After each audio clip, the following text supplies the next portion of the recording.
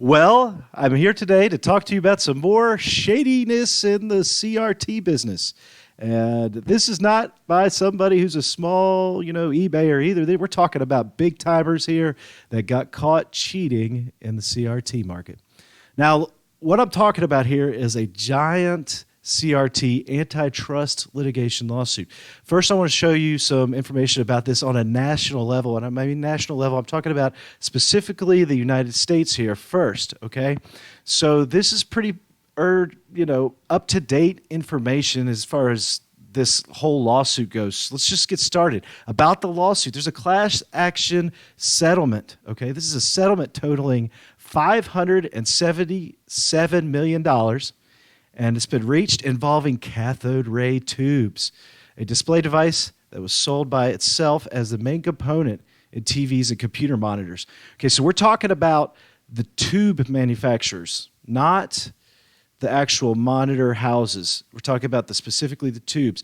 Okay, this settlement includes CRTs and CRT products purchased indirectly in these states: Arizona, California, Florida, Hawaii, Iowa, Kansas, Maine, Michigan, Minnesota, Mississippi, Nevada, New Mexico, New York, North Carolina, North and South Dakota, Tennessee, Vermont, West Virginia, Wisconsin, District of Columbia. So it's about half the states in the United States.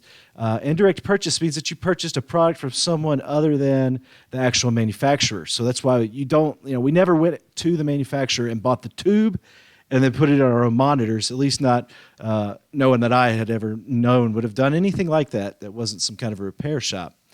So the lawsuit claims that defendants fixed the prices of CRTs, causing consumers to pay more for CRTs and CRT-containing products, such as TVs and computer monitors, collectively CRT products. The defendants, again, of course, they deny the plaintiff's allegations. But let me ask you a question. If you didn't do something, would you pay almost $600 million and say, well, I didn't do it. I'm so confident I didn't do it. I'll pay you $600 million. Yeah, that makes a lot of sense. Well, we know the truth. We know they just paid the money so they didn't have to take the blame. All right, so again, here's the best part, though.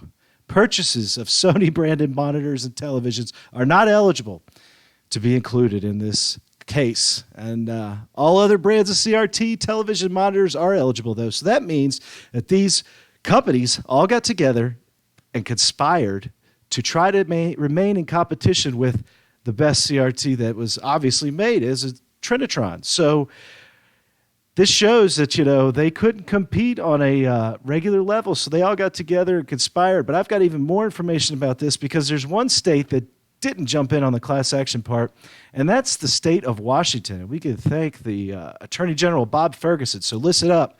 If you live in the state of Washington, or if you did live in the state of Washington during the years that I'm about to tell you, you need to file a claim and get some free money because these companies have paid a lot of money. So let's check this out. Just in Washington, not including that other $575 million, the Attorney General, Bob Ferguson, announced today the process of consumers they could get a share of their nearly $40 million recovery lawsuit for price fixing against 7 manufacturers of CRTs. And thankfully, they're going to actually name those companies out to us.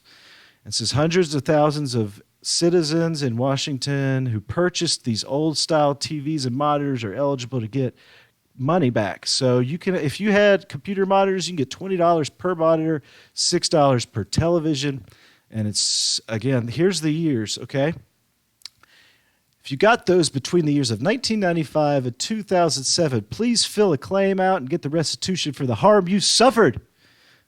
All right? So again, this lawsuit asserted that CRT manufacturers, here's the name, Samsung, oh, thank you, Samsung, LG, Panasonic, Hitachi, Chunghwa, Toshiba, and Philips, they all made those wonderful CRT tubes that were not Trinitrons, and they all had to do price fixing to drive up the cost of those CRTs from 1995 to 2007 so they could make those profits.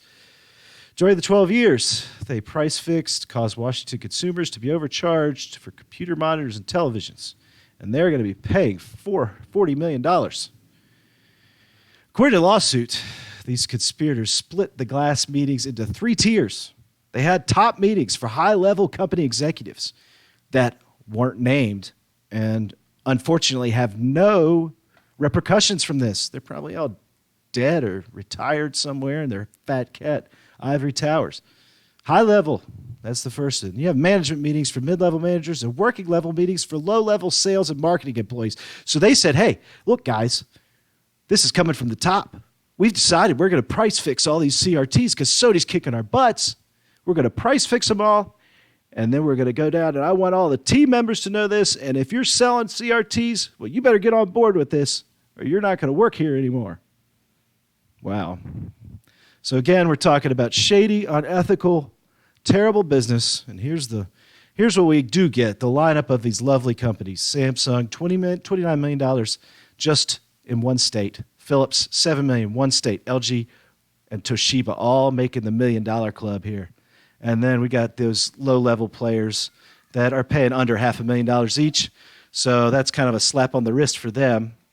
And again, this is just proof that, these companies, we give them, I don't even know. I mean, this is completely unethical.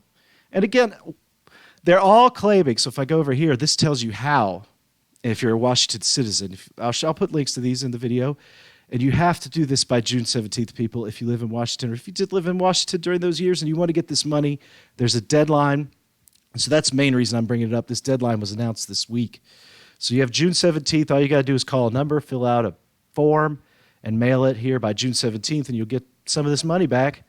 But if you look down here, it keeps saying that these companies basically claimed that this settlement was they paid the settlement, but they're like, oh, no, we don't claim to have done any of this.